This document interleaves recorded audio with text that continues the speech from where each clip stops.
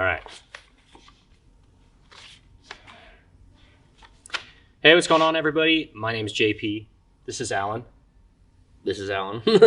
We're here to chat with you about a recent announcement that Cobb made about their entry into the Honda tuning market. That's a pretty big announcement, and we just wanted to talk to you about it. So that's mainly what this video is about. We're going to talk about what it means for the Honda aftermarket, in our opinion, why you might care. We want to make sure that we establish what this video is not about, and that is that it's not about casting a shadow on any other tuning companies, the obvious Honda and K-Tuner.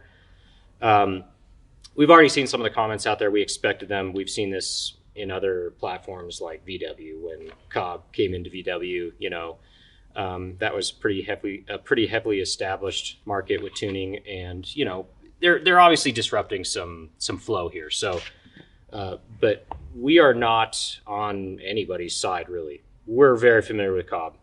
Like, that's what we tune with 99% of the time. So yeah, everything except the Civic that we support is through Cobb. Yeah. So, we like Cobb. We're used to it. I think because of that, we probably know a lot about Cobb that maybe some other tuners just aren't naturally familiar with. Not that they don't have the ability to be, but just because we've been using them for so long. So we also know a lot about Cobb, from a consumer standpoint, because we've been dealing with them for so long. Whereas the Honda market, you don't wake up and see what Cobb's doing for your car yet, because they're relatively new to the Honda market. Right. So Correct. We have a little bit more info on that. There's a lot of question marks, honestly, but yeah, we are not casting a shadow on anybody here.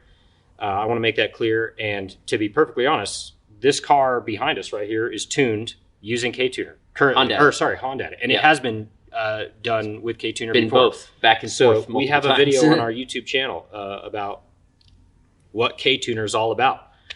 So any company that is willing to create tuning software and allow you the ability to customize the tune on a car in any way that gets you from stock to higher horsepower levels reliably is a win. It's a good thing to have more options. Yeah, 100%. So we're okay. We're totally okay with all of them. We're also going to end this thing with just talking about some questions, maybe answering some questions, or talking about some topics that we've seen posted online in response to Cobb's announcement.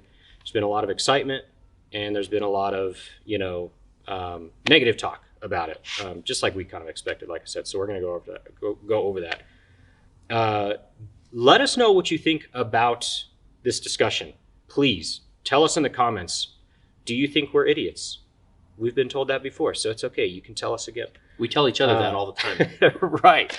So let us know what you think. Let us know if you disagree. Let us know if you agree. Let us know your excitement level. Let us know your about your skepticism. Ask questions. Remember, these platforms are for you. So the more you ask about it and talk about it, the better they all end up being together. So yeah, tell us what you know or what you think about it. I'm going to introduce myself, and Alan's going to introduce himself. For those of you that don't know, obviously a lot of you guys that are watching this know who we are, but we don't really do this kind of personal approach on camera very often. So we're going to just let you know who we are and let you know a little bit of how we're here. So I started Edge Autosport in 2009 out of a one-bedroom apartment, and now we do all sorts of cool tuning stuff and sell a bunch of parts online. For that, I thank you. Obviously, the community is what supports us. So Alan is our second employee ever. Back in 2012, I hired him full-time because we were just growing like bonkers. And he started in customer service and hanging out on the forum and helping guys with their orders and stuff like that. And he got tuning. Tuning was a hobby. Yeah, for me. That's how we end up tuning now. Is Alan kind of came up through that. I'll let him finish, but that's our relationship. And yeah, so go ahead. Yeah, so my name is Alan, and I started tuning back in 2010 as a hobby, just for fun on my own car, Mazda Speed 3, and never thought it would become a career, and then it started to become a career and ended up in 2018 after I was doing it on the side a lot. In 2018, JP got a dyno, and that became my full-time deal. And primarily, I deal with Ford, mostly Ford, Mazda Speed. I also do Volkswagen and Subaru and Audi, and we do the Honda as well. But primarily, the cars that I tune are all Cobb supported, and then a couple others like HP tuners, Dyno Spectrum, outside of Cobb, and then Honda and K tuner, which I do as well. And we do some e-tuning for the Civic Type R and the SI as well. It's not our biggest market as far as tuning is concerned, but Edge does a lot of sales in the Honda market, and so we are very familiar with Hondas. And having the shop car here, I find myself tinkering with tuning this a lot, as JP's constantly changing things, and I'm having to retune it every time. So yeah. Cool. So yeah, that's a little bit about us. Our intentions with Honda, I just want to get that, put that out there as well.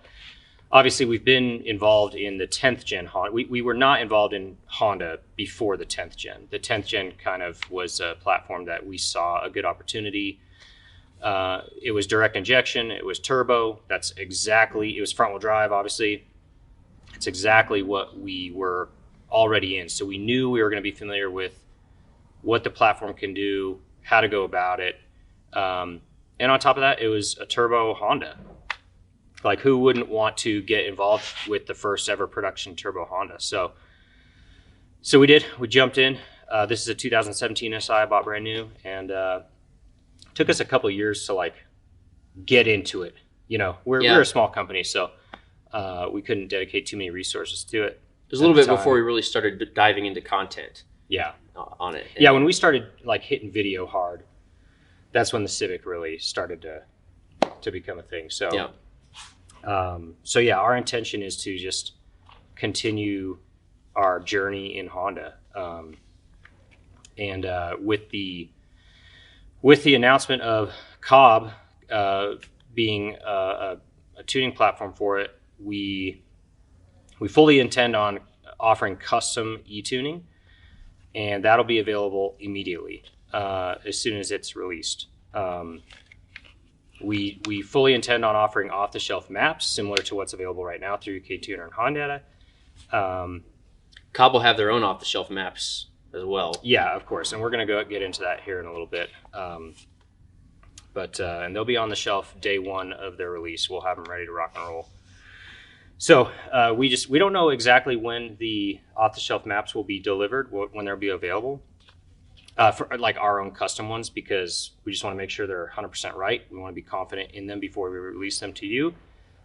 We still haven't messed around with them to this point, so yeah, we don't have the software yet. So yeah, right. But that will come very, very soon. So, all right. So let's get into kind of what this video is about. We're going to ask some questions. We're kind of going to bring up some topics that we know are going to be valuable, but also questions that you guys have posted online about it that we've seen. So why does it matter that Honda or that Cobb is even here in Honda? Why does that even matter?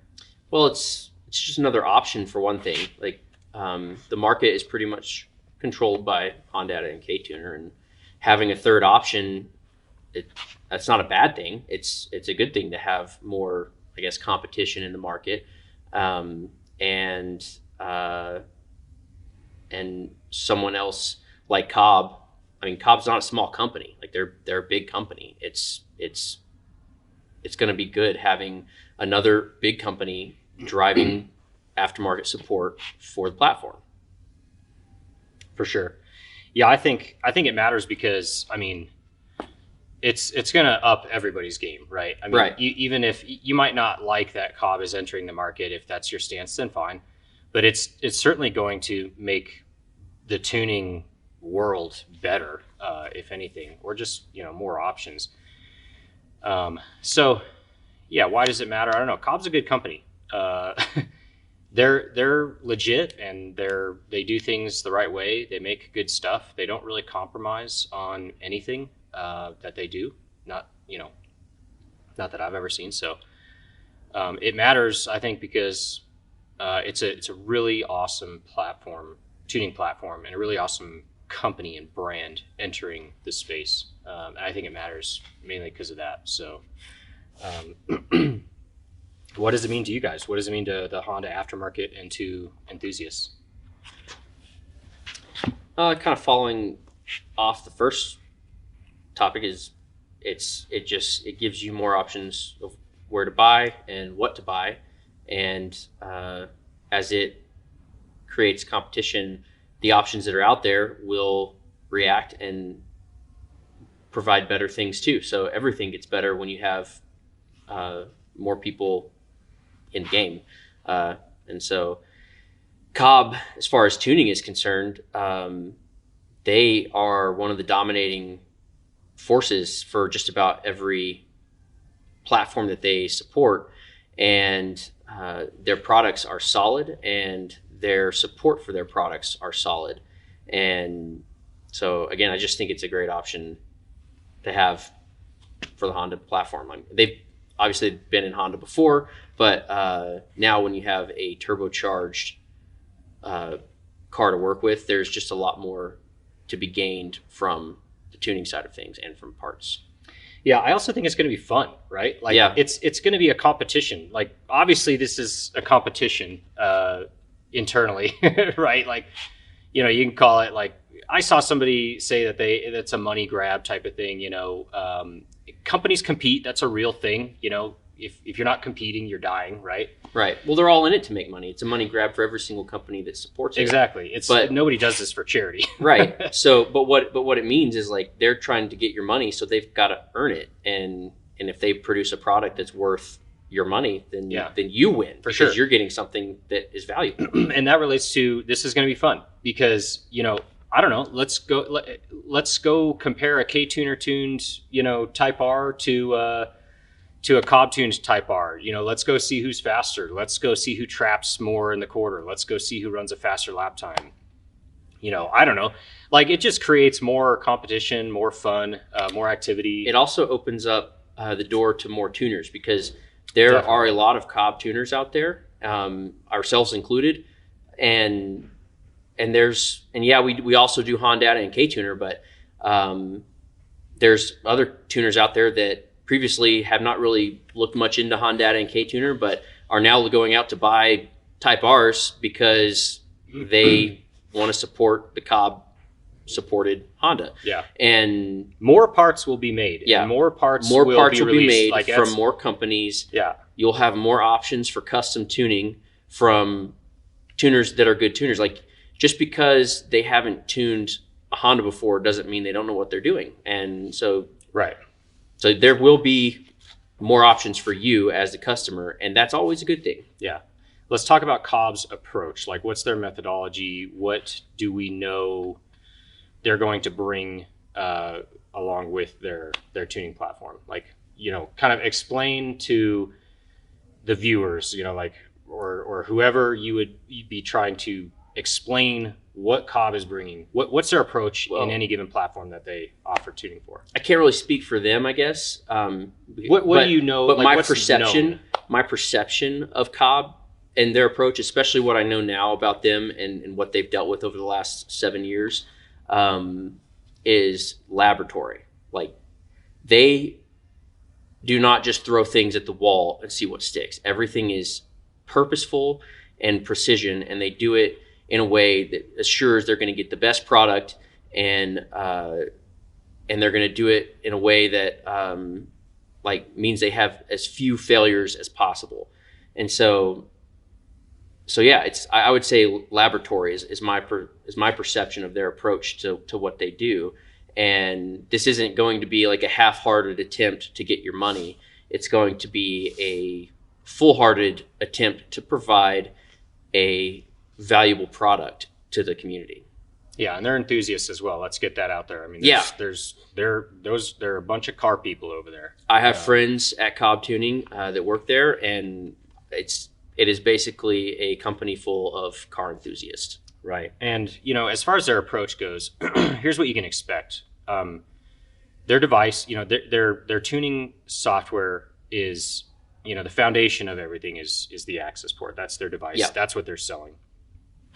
They're going to give you off-the-shelf maps. There might only be one in the beginning. I don't know. I honestly don't know. There's probably going to be two, I would bet, like a stage 1 and a stage 2.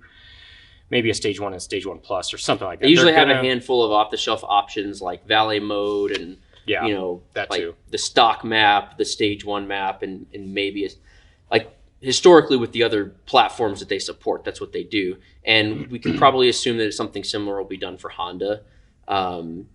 But yeah, it's not just a device that you can't, like, you're going to be able to buy it and install it and then have more power immediately. And then you're also going to have the option to go get a custom tune and get more, because they do tend to make their maps more on the conservative side, leaving room for their tuner network to get their hands-on, more aggressive approach to tuning, I guess you could say.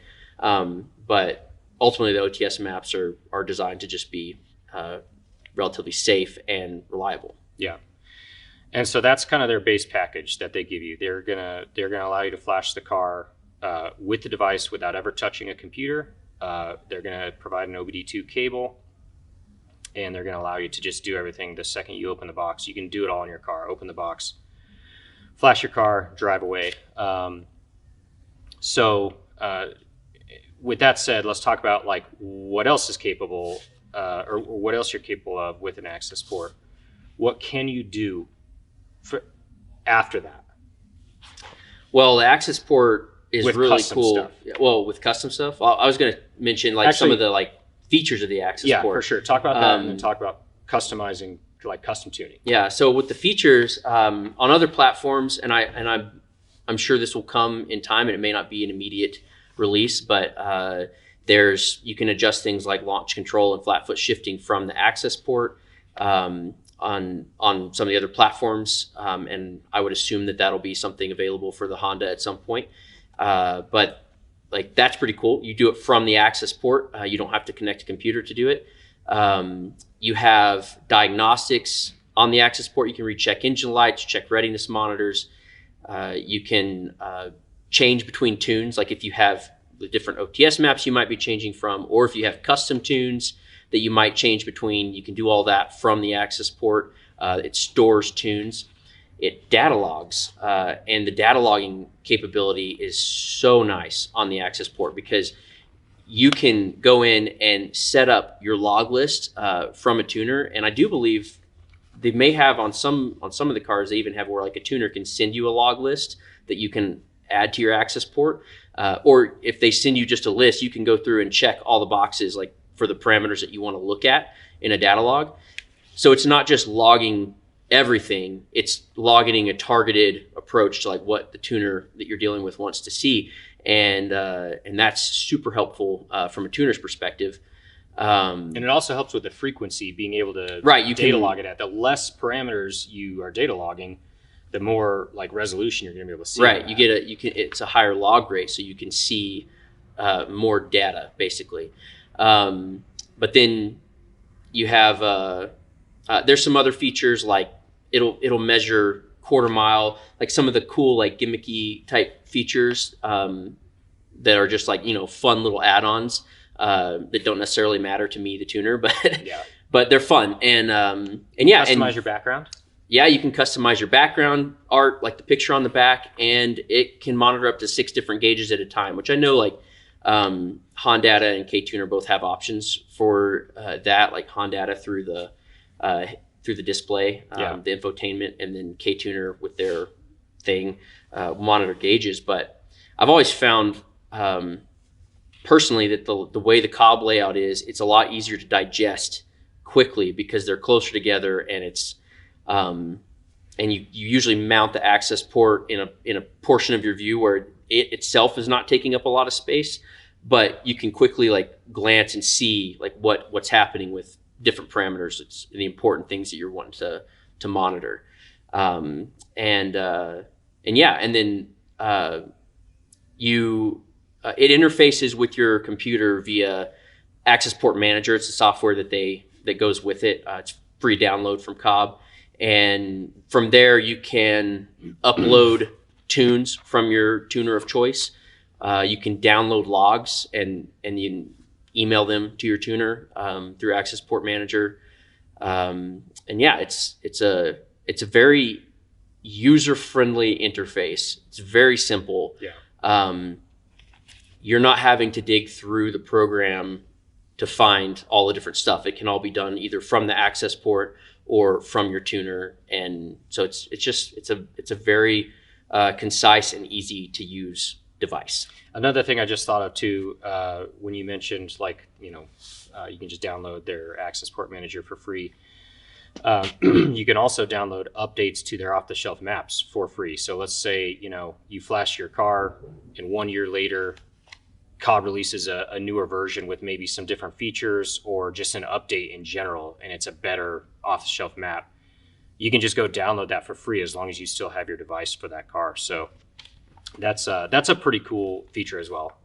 Just so that you know that your device, you don't buy it and then like the day you bought it, it starts losing its value and it starts becoming obsolete, and one day you can't use it anymore. I mean, the V3 is a pretty cool device, and you can constantly update it and use all the new maps that they create updates for. So if you have questions about like how the Accessport works or like any other features about it, just again, put them in the comments and we'll answer them for you. Let's talk a little bit about some of the questions and concerns and topics that we've seen posted online about this whole announcement from people. I went straight to Facebook and the forums and stuff and just kind of picked out some common topics and questions that people are talking about. Some people have mentioned, coming back to Honda, a little bit about their history with Honda. And I personally don't know their history very well with Honda. I don't know it very intimately. I know they used to have it for the 8th gen, 06 to 11 Civic. That was with the V2 Accessport. Yeah. An old clunker of a device at this point compared to the V3. Well, it's not supported anymore. Right. Either, but. Right. But, so I'll say this about Cobb's history with Honda. Cobb, when they got into Honda, it was when Trey Cobb still owned the company. He does not own the company anymore. He hasn't for many years. He was a smart guy and he had a smart team, and they were kind of just dabbling, I guess, if you will. Like they wanted to get into new platforms that made sense and ones that they felt comfortable with. And, they probably looked at it like, hey, when a guy wants to turbo his Honda, what does he do? Yeah. At the time, if that wasn't supported as well as what they thought it should have been, or if they felt that they could bring some value, that's what they did. But mind you, I mean, it was a small company, a lot smaller company back then. And, you only have so many resources. They were knee deep in Subaru at that time. They also did 370Z and Mazda RX-8. And I think, and of course, I don't know because I don't work there and I didn't work there then either. And so it's a little bit speculation, but I think when the company changed hands, it kind of became let's concentrate on the things that, on the heavier hitters for them. And obviously with 8th gen, it not being a turbo platform, there's only so much that tuning can do. And so it just, for them, I think they decided to just cut all of their naturally aspirated products and concentrate on all the turbo stuff. But let's face Hondas are turbo now. So let's face it. Like these guys, you have to make money as a company to sustain yourself and survive. If you're not selling enough parts, you cut your losses. Like, hey, let's go focus on stuff that's on greener pastures where we can survive, where we can be sustainable. I mean, that's a completely normal thing. So. And of course, we don't know for sure what makes the decision. We're speculating too, like everybody else does. But that's just from being in the industry and knowing what we know. We're able to have an opinion on that. And them getting into Honda now is they're getting access to a much broader audience. They're getting access to. They're also giving access to a much more tunable platform at the end of the day, just from factory. You don't have to put a bunch of parts in your car to get a lot out of it. Mm-hmm. You know, you don't have to mod the car, like not one hard part to flash an Accessport and go have a great time and get a bunch more power. So that's kind of, I don't know, that's just our thoughts on the history of Cobb with Honda. You know, I don't think I'd take it too personally. It's just a business decision. All right, let's talk about Project Greenspeed a little bit, what it is and why it matters. And the reason why I put that on the list is because that has to do with emissions compliance, which is a concern or a thought that I saw with a few people out there. Yeah, a lot of misconceptions about Greenspeed out there too. So it's difficult. Like some of the stuff that you'll read is completely false. But basically, Greenspeed is Cobb's approach to emission standard, and it's them coming into compliance with the CARB EO system, like all and of the EPA. Yeah, and the EPA, Like, which ties into the EPA because right. the EPA has been after them for a long time, and they have been basically going. I don't want to say they haven't been fighting the EPA, but they've been working with and really working for us as the industry. Like, Right. They've been working to justify what we're doing, yeah, I'll say. yeah, because the EPA wanted to take it all away. They were going to leave us with shift knobs and things like that as the only things that we were allowed to modify. But Cobb has been working to get products like intakes and other power adder products to be CARB compliant, and that is not a cheap endeavor. And they have been fitting the bill for that and getting products in place that basically sets precedents for future generations to show that, well, you guys allowed this, and this is now CARB EO certified, and it's legal to put on your car. Like, we're playing by the rules, right? Yeah. You know, there's one way to make sure to get treated unfairly and get somebody to push back even harder, and that's to tell them F you, right? Yeah. Like that is one quick and easy way to get the wrong kind of attention and the wrong kind of pushback. To get nowhere fast. Yeah, and we all know who's the most powerful entity in this conversation, and that is not Cobb Tuning and not us. Yeah. So, Project Greenspeed is about sustainability, right? I mean, and no pun intended there. Right. It's about this industry and the parts that we all have come to enjoy and use on our cars and the ability to put them on our cars. It's about sustaining that. That's really what it's about. Mm-hmm. Somebody has to step up to the plate and compromise and do this in a way that's fair for everybody so that we can continue to do it. And Cobb's doing it with a lot of people hating on him because they don't understand what exactly it is that Cobb is doing. Like, they got a lot of flack when they had to pull a bunch of parts off the shelves because they were told that they had to. They were given basically no time to do it. And they knew it was coming, and they actually told the tuner network ahead of time. And a lot of these companies knew that this was coming and didn't really do anything about it. And then whenever it was finally, all right, it's happening now, all of the fallout got just shoved over onto Cobb, and so they took the rap for it essentially in the court of public opinion. Keep in mind, they're a much bigger entity than, let's say, Honda. Honda is a lot smaller company, so when you have more eyes on you, Mm-hmm. you get pointed at. More often, and there's more people paying attention to what you're doing, regardless of the reason. So, by no means is Honda, free and clear of anything. Also, they offer a CARB, EO Flash Pro. So, they didn't do that because they wanted to.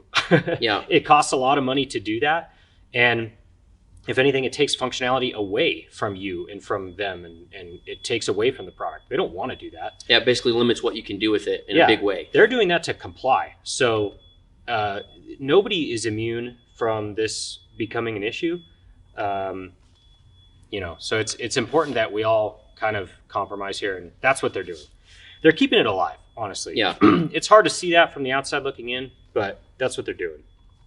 Let's talk about flex fuel, E85, upgraded fuel systems. Are we going to be able to tune with that? What are the possibilities? So that's one of the misconceptions out there about green speed, is that you can't tune for E85 with Cobb anymore, and that's just flat false.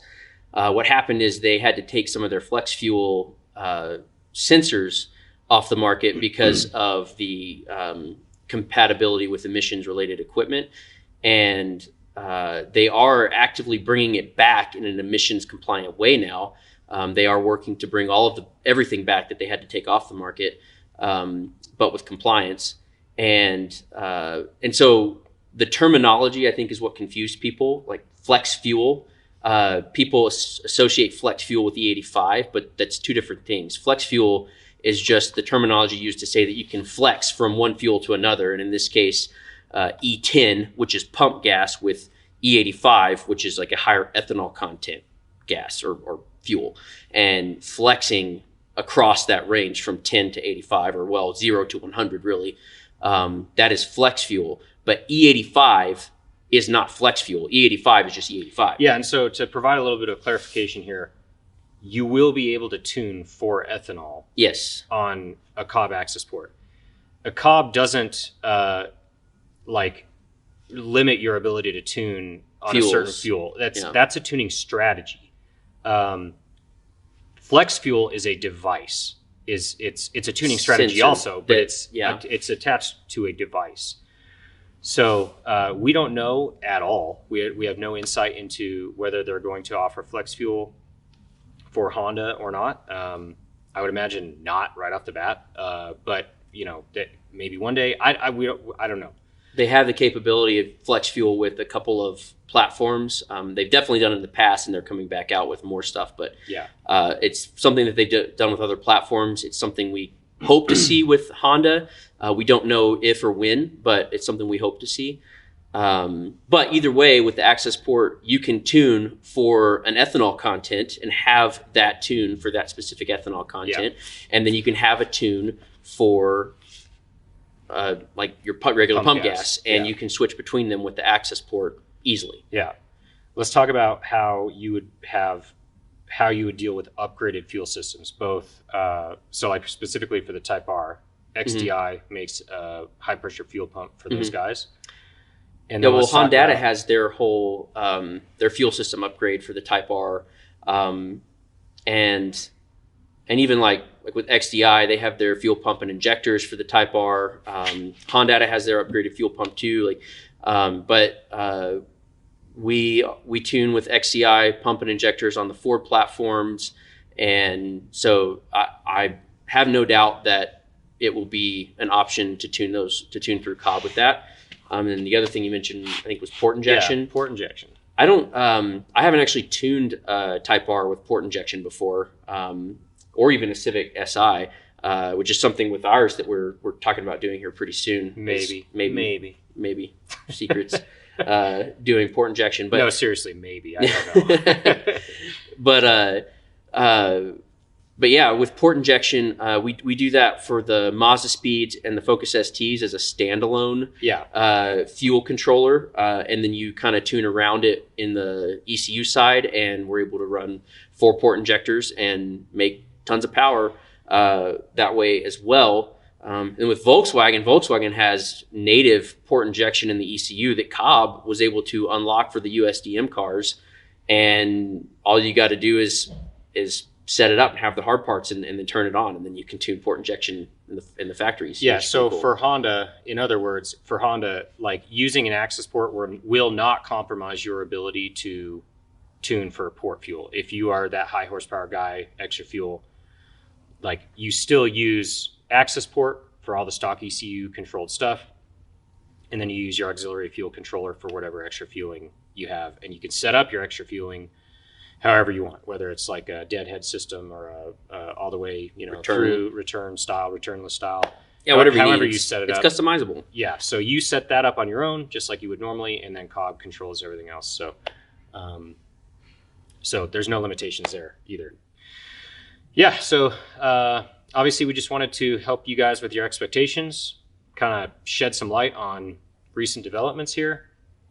If you have questions, like I said, post them in the comments. We would honestly, we would love to hear what your thoughts are. I don't even care if they're negative. I don't care. Like, let's get this out there. Let's talk about it. This is fun. This is a community. This is about going fast in your car, having a good time, doing what you want to do with your life and your hobby. So obviously, you're going to have more. They're going to have more questions than what we've addressed here. So we may make a part 2 video if we get some more that we need to answer. So if there's enough stuff to talk about, we'll do it again. And I don't even care. We'll go live or something and answer stuff that way too. So we'll definitely plan on giving you guys more info. And anyway, so thank you for joining us. Again, we're going to have Accessports ready to go on release date. I don't know exactly 100% what that is going to be, but it will be ready to go. So let us know anything you need. Be on the lookout for the Accessport. It is coming very, very soon. So just keep an eye out for that, and keep an eye out for what they're going to support. And yeah, we're seriously looking forward to it. That's why we did this video. We're really looking forward to it. It's a good thing. So you should have seen our faces when we saw the announcement from Cobb. It's like everybody in the building jaw was on the floor. Couldn't believe it. Obviously, there's a handful of people that probably knew about it. Before us, But yeah, we're super excited. So thank you. Have you ever watched the end of a podcast? How do you end these things? I don't know.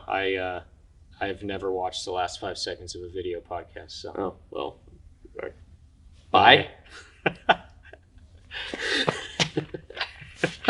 All right, sweet.